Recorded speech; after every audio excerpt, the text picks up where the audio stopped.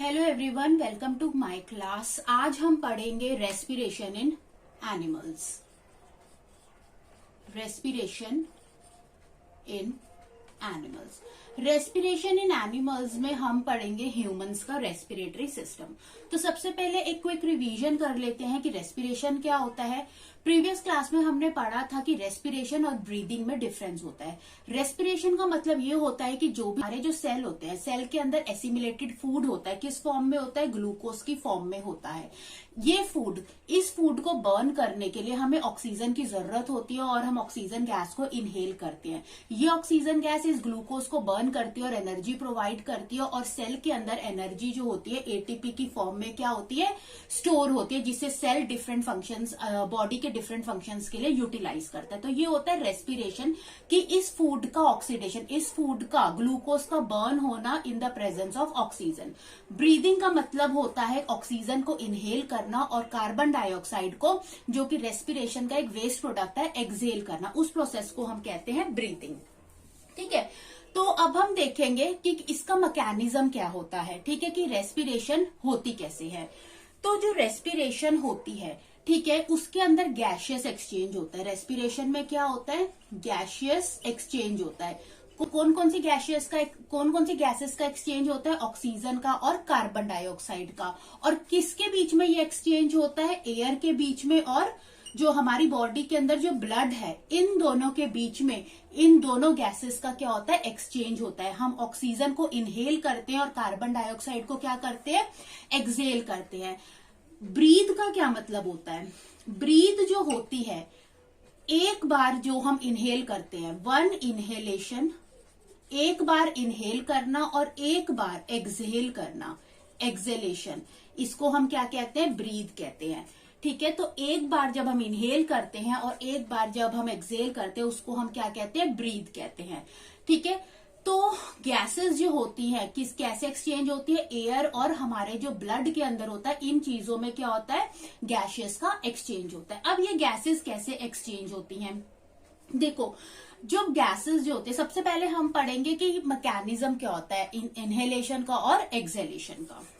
ठीक है, ये सपोज ये हमारे लंग्स है और लंग्स को प्रोटेक्ट क्या कर रहा है? रिब केज प्रोटेक्ट कर रहा है। तो लंग्स की प्रोटेक्शन कौन करता है? रिब केज उसको प्रोटेक्ट करता है। और लंग्स कहाँ पर प्रेजेंट होते हैं? चेस्ट कैविटी में प्रेजेंट होते हैं। इसके जस्ट नीचे यहाँ पर एक मसल होती है, जिसको हम क्या कहते हैं? डायफ्राम कहते हैं। डायफ्राम जो होती है, इसका क्या काम होता है कि डायफ्राम के नीचे क्या होती है? एब्डोमिनल कैविटी होती है। Abdominal cavity. ठीक है, तो डायफ्राम ये जो मसल है, इसका क्या काम होता है कि ये चेस्ट कैविटी को एब्डोमिनल कैविटी से सेपरेट करती है। ये हमारी चेस्ट कैविटी है। ये हमारी क्या है? ये चेस्ट कैविटी को एब्डोमिनल कैविटी से क्या करती है? सेपरेट आउट करती है। और जब हम सांस लेते हैं, जब ये ब्रीदिंग का प्रोसेस होता है, तो इसके अंदर क्या आती है? दो चीजें इसके अंदर टेक पार्ट करती हैं। वो होता है डायफ्राम का एक रोल होता है, और सेकेंड रोल किसका होता है? रिब केज का होता है। तो ये रिब केज और डायफ्राम ब्रीदिंग में क्या करते हैं? पार्टिसिपेट करते हैं। ओके, तो अब होता क्या है कि जब हम ब्रीद इन करते हैं, ब्रीद इन करने पर क्या होता है कि ऑक्सीजन गैस को क्या करते हैं? हम इनहेल करते हैं। तो ऐसा करने से क्या होता है कि जो डायफ्राम होता है, वो क्या होता है? ब्रीद इन करने पर डायफ्राम कहाँ जाता है? नीचे की तरफ जाता है, डाउनवर्ड। ठीक है, और जो रिब केज होता है, बाहर की तरफ जाता है, आउटवर्ड जाता है। ठीक है, और अपवर्ड जाता है। तो ये किस केस में होता है? ब्रीद इन की केस में होता है। तो इस केस के अंदर जो चेस्ट कैविटी में क्या आ जाती है? एक्सपेंशन आ जाती है। चेस्ट कैविटी क्या कर जाती है? एक्सपैंड कर जाती है। ठीक है, एक्सपेंशन। नेक्स्ट आता है ब्रीद आउट। जब हम ब्रीद आउट करते हैं, तो हम कार्बन डाइऑक्साइड गैस को क्या करते हैं? एक्सपेल करते हैं, बाहर निकालते हैं। तो इस केस के अंदर क्या करता है? जो हमारा ये जो डायफ्राम है, ये कहाँ की तरफ? ऊपर की तरफ वापस अपनी जगह पे चला जाता है, अपवर्ड। और जो रिब केज होती है, ठीक है, वो अंदर की तरफ जाती है। रिब केज कैसी जाएगी? ये अंदर की तरफ मूवमेंट होगी, इनवर्ड और डाउनवर्ड जाएगी। तो इसके अंदर चेस्ट कैविटी क्या हो जाएगी, कॉन्ट्रैक्ट, कम हो जाएगी। अब देखो जब भी चेस्ट कैविटी जो होती है एक्सपैंड करती है, यानी वॉल्यूम जो होता है बढ़ जाता है। वॉल्यूम जो होता है इनवर्सली प्रोपोर्शनल होता है प्रेशर के। तो इस केस में अगर चेस्ट कैविटी एक्सपैंड हो रही है तो यानी प्रेशर क्या हो रहा है चेस्ट पर, जो चेस्ट कैविटी पर जो प्रेशर है वो क्या हो रहा है, डिक्रीज हो रहा है। अब चेस्ट कैविटी में जो प्रेशर है वो कम है और जो एयर के अंदर जो प्रेशर है वो हाई है। तो इसीलिए जो हमारी एयर होती है, जो इसके अंदर ऑक्सीजन है, वो हमारे अंदर आना क्या करती है, स्टार्ट करती है। ठीक है, तो एक बार फिर से देख लेते हैं कि कैसे ये ब्रीदिंग का प्रोसेस होता है कि जब भी हम ऑक्सीजन को इनहेल करते हैं तो चेस्ट कैविटी में एक्सपेंशन होता है, जैसे एक बैलून के अंदर एक्सपेंशन होता है। ये जो डायफ्राम होती है, एक सर्कुलर एक मसल है जो कि एब्डोमिनल कैविटी को, ये हमारी एब्डोमिनल कैविटी है, ये एब्डोमिनल कैविटी को चेस्ट कैविटी से क्या करती है, सेपरेट करती है। प्लस जैसे एक बलून के अंदर हम हवा भरते हैं तो नीचे की तरफ भी फैलता है और बाहर की तरफ भी फैलता है। सिमिलरली जो डायफ्राम होता है वो नीचे की तरफ आता है डाउनवर्ड, और जो रिब केज होता है वो बाहर की तरफ आता है आउटवर्ड्स एंड अपवर्ड जाता है। ब्रीद आउट करने पर, जिसमें हम कार्बन डाइऑक्साइड को बाहर निकाल रहे हैं, ऐसा करने पर अब जो नीचे है हमारा डायफ्राम वो वापस से ऊपर की तरफ चला जाएगा और रिब केज कहाँ आएगा, वापस अपनी तरफ आ जाएगा, इनवर्ड एंड डाउनवर्ड आ जाएगा। तो इस तरीके से ब्रीदिंग का प्रोसेस होता है। ब्रीदिंग इन और ब्रीदिंग आउट के अंदर दो चीजें बहुत इंपॉर्टेंट काम करती है, वो होता है रिब केज और ये वाला जो मसल होता है जिसको हम क्या कहते हैं, डायफ्राम कहते हैं। अब हम स्टडी करते हैं ह्यूमन रेस्पिरेटरी सिस्टम। ओके, तो अब हम देखते हैं ह्यूमंस में respiratory system, human respiratory system. तो ह्यूमन रेस्पिरेटरी सिस्टम जो होता है उसके अंदर हमारा जो सबसे मेन जो ऑर्गन जो होता है वो होते हैं लंग्स। तो यहाँ पर हम पढ़ेंगे कि कैसे कैसे जो ह्यूमंस होते हैं वो ब्रीद करते हैं, उसके बाद कैसे कैसे जो ऑक्सीजन गैस को वो इनहेल करते हैं, कैसे कैसे वो पास होती है और डिफरेंट सेल्स में कैसे पहुंचती है। तो स्टार्ट करते हैं रेस्पिरेशन का प्रोसेस, ह्यूमन रेस्पिरेटरी सिस्टम। तो सबसे पहले होता क्या है कि जो ऑक्सीजन होती है जो कि कहाँ प्रेजेंट होती है, एयर में प्रेजेंट होती है। अब हमको पता है कि जब हम ब्रीद इन करने वाले होते हैं तो हमारी चेस्ट कैविटी क्या हो जाती है, ब्रीद इन करने के लिए एक्सपैंड हो जाती है, और जैसे ही चेस्ट कैविटी एक्सपैंड होती है वॉल्यूम क्या हो जाता है, बढ़ जाता है, और प्रेशर क्या हो जाता है, कम हो जाता है। क्यों? क्योंकि वॉल्यूम जो होता है प्रेशर से इनवर्सली प्रोपोर्शनल का रिलेशन है। इसकी वजह से जैसे ही वॉल्यूम बढ़ता है यानी चेस्ट कैविटी यानी चेस्ट कैविटी क्या हो गई, एक्सपैंड हो गई, है ना। वॉल्यूम बढ़ गया और प्रेशर क्या हो गया, कम हो गया। अब एयर में प्रेशर क्या है, ज्यादा है, और जो चेस्ट कैविटी है उसके अंदर प्रेशर क्या है, कम है। इसीलिए जो एयर जो होती है वो अंदर आना क्या होती है, शुरू होती है हाई प्रेशर से लो प्रेशर की तरफ। ठीक है, हाई प्रेशर से लो प्रेशर की तरफ। तो सबसे पहले जो एयर होती है वो कहां पर जाती है, नॉस्ट्रिल्स में जाती है। नॉस्ट्रिल्स क्या होते हैं, जो हमारे नोज के जो होल्स होते हैं हम उसको क्या कहते हैं, नॉस्ट्रिल्स कहते हैं। नॉस्ट्रिल के बाद जो हमारी जो एयर होती है वो कहाँ जाती है, नेजल पैसेज में जाती है। नेजल पैसेज को नेजल कैविटी भी कहते हैं। नेजल पैसेज या नेजल कैविटी के अंदर क्या प्रेजेंट होते हैं, स्मॉल हेयर प्रेजेंट होते हैं। ठीक है, और क्या प्रेजेंट होता है, म्यूकस प्रेजेंट होता है। अब ये दोनों चीजों का क्या फंक्शन है कि एयर के अंदर अगर कोई स्मॉल माइक्रो ऑर्गेनिज्म हो गया, ठीक है, जो हार्मफुल बैक्टीरिया हो गया, अगर या डस्ट पार्टिकल्स हो गए, ऐसी चीजें अगर एयर के अंदर एयर के साथ हमारे अंदर आ रही है तो ये जो हेयर होते हैं और म्यूकस होते हैं उनको हमारे अंदर जाने से क्या करते हैं, प्रिवेंट कर लेते हैं। यानी वो जो डस्ट पार्टिकल्स होते हैं इन्हीं हेयर में क्या हो जाते हैं, स्टिक हो जाते हैं, और एक प्यूरिफाई एयर जो होती है हमारे अंदर एंटर करती है। तो नॉस्ट्रिल से एयर कहाँ गई, यहाँ क्या एंटर हो रही है, ऑक्सीजन जी, जो कहाँ प्रेजेंट है, एयर में प्रेजेंट है। ठीक है, तो ऑक्सीजन नॉस्ट्रिल से गई, नॉस्ट्रिल के बाद कहाँ गई, नेजल पैसेज में गई।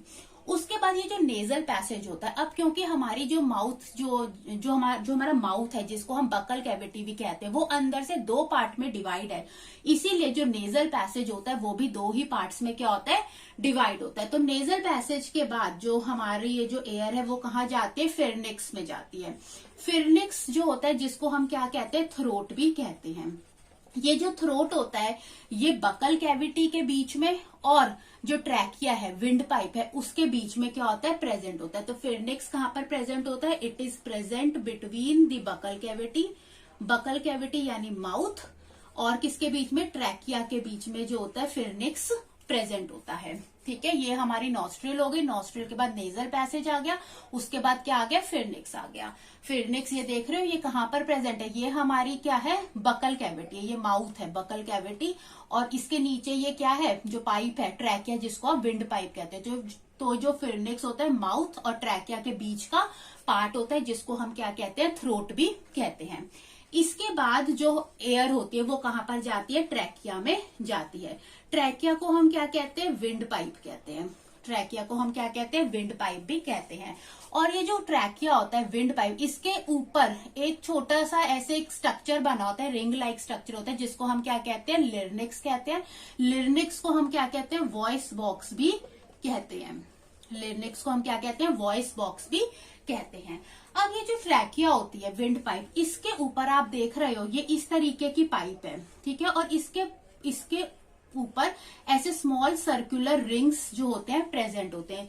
तो ये जो स्मॉल सर्कुलर रिंग्स होते हैं ये क्या होती है, सॉफ्ट बोन की बनी होती है। ये सॉफ्ट बोन्स की बनी होती है, जो कि इस ट्रैकिया को, जो हमारी विंड पाइप है, उसको कोलैप्स होने से क्या करती है, बचाती है। तो ये जो सॉफ्ट बोन है जो कि सर्कुलर फॉर्म में यहाँ पर प्रेजेंट है, ये क्या कर रही है, इस ट्रैकिया को प्रिवेंट कर रही है। किससे प्रिवेंट कर रही है, कोलैप्स होने से। ठीक है, prevent trachea from collapsing. Collapse होने से क्या करती है, बचाती है। ठीक है, ट्रैकिया के बाद जो हमारी क्या आ जाती है, चेस्ट कैविटी आ जाती है। चेस्ट कैविटी को हम थोरैकिक कैविटी भी कहते हैं। इस चेस्ट कैविटी में क्या प्रेजेंट होते हैं, लंग्स प्रेजेंट होते हैं। ठीक है, और जो लंग्स होती है ना, लंग्स की दो मेम्ब्रेन्स होती है, टू मेम्ब्रेन्स होती है लंग्स में, जिसको हम क्या कहते हैं, प्लूरा भी कहते हैं। तो लंग्स के दो मेम्ब्रेन्स जो इसके ऊपर प्रेजेंट होती है उनको हम क्या कहते हैं, प्लूरा भी कहते हैं। ठीक है, लंग्स को कौन प्रोटेक्ट कर रहा है, रिब केज प्रोटेक्ट कर रहा है। रिब केज के बीच में क्या होती है, मसल्स होती हैं। ठीक है, तो ट्रैकिया जो होता है अब इन लंग्स में जैसे ही एंटर करता है तो दो पार्ट्स में ये क्या हो जाता है, स्प्लिट हो जाता है। आप ये देख रहे हो, ये ट्रैकिया आ रहा है इस तरीके से, ये हमारी ट्रैकिया आ रही है। ठीक है, जैसे ये लंग्स में जाएगी तो ये इस तरीके से दो पार्ट्स में क्या हो जाएगी, डिवाइड हो जाएगी। ठीक है, ये रिंग्स यहाँ पर आएंगी, तो दो पार्ट्स में ये जो डिवीजन होता है इसको हम क्या कहते हैं, इसको हम कहते हैं ब्रोंकाई। ठीक है, और अगर आप सिंगुलर एक पोर्शन के लिए आप इसको क्या कहोगे, ब्रोंकस कहोगे। ठीक है, तो दोनों को साथ में ब्रोंकाई कहते हैं और इसका सिंगुलर क्या होता है, ब्रोंकस होता है।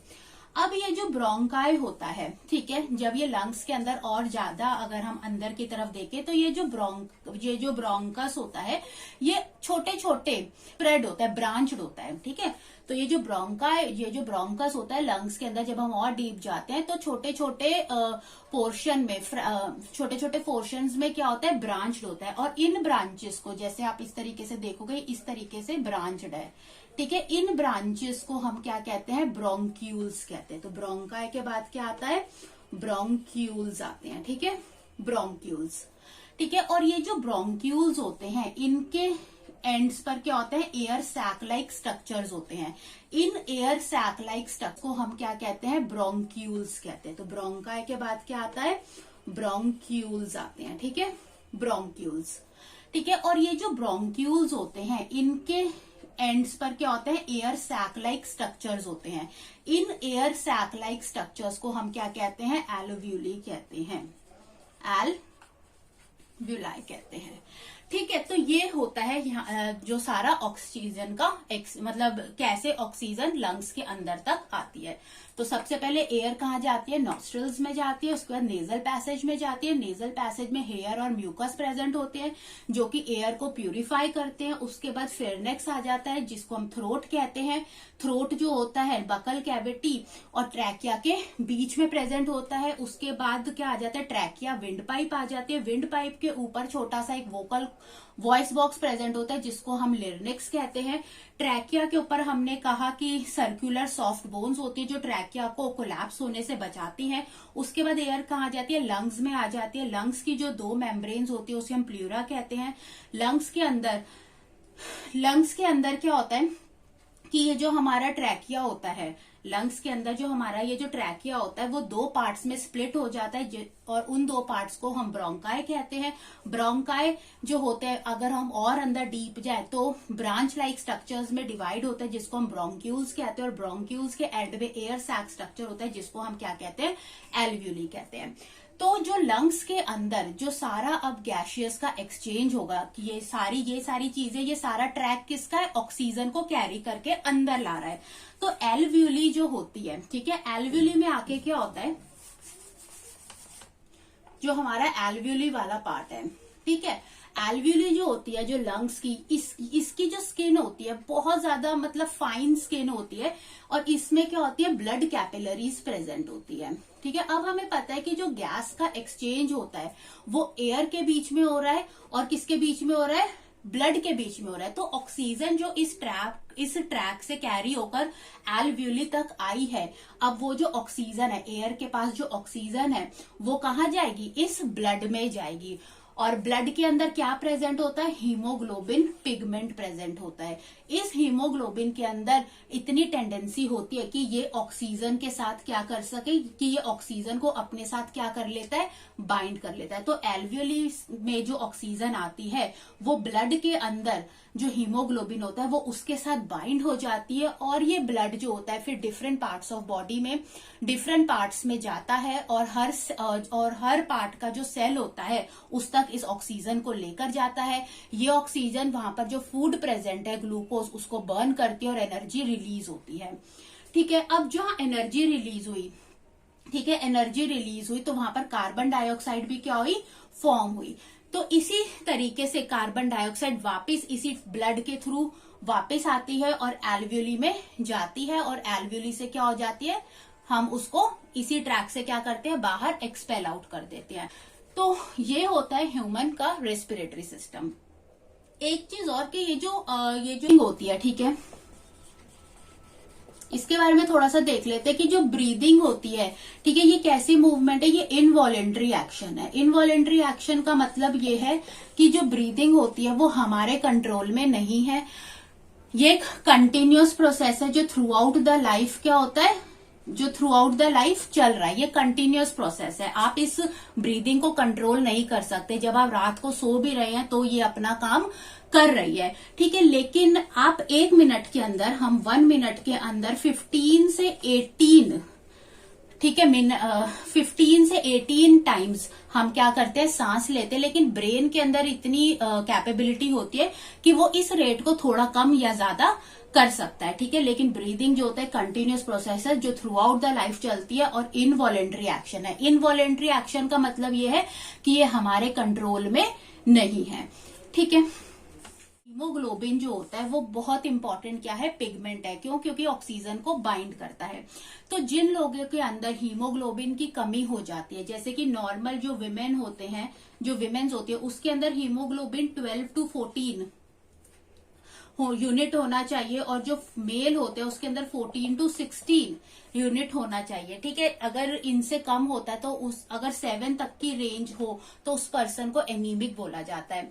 तो हीमोग्लोबिन हमारी बॉडी के लिए बहुत जरूरी है। क्यों, क्योंकि वो ऑक्सीजन को क्या करता है, बाइंड करता है। तो जिसके अंदर हीमोग्लोबिन की डेफिशिएंसी हो जाती है, यानी उन लोगों के अंदर ऑक्सीजन को वो बाइंड करने की क्या हो गई, कैपेसिटी खत्म हो गई, तो ऐसे लोगों के अंदर रेस्पिरेशन भी क्या हो जाएगा, कम हो जाएगा, बॉडी को एनर्जी नहीं मिलेगी। तो ऐसे लोगों में टायर्डनेस होना, वो लोग थके थके से रहते हैं, फैटीग रहना, ठीक है, रहते हैं, lack of energy, sleep problems भी उनको आ सकती है ना, स्लीप प्रॉब्लम्स आ सकती है। और क्योंकि ये एक पिगमेंट है, रेड पिगमेंट होता है हीमोग्लोबिन, तो ऐसे लोग पेल हो जाते हैं, ठीक है, जो उनकी स्किन एकदम व्हाइट सी, येलो सी पड़ जाती है, ठीक है।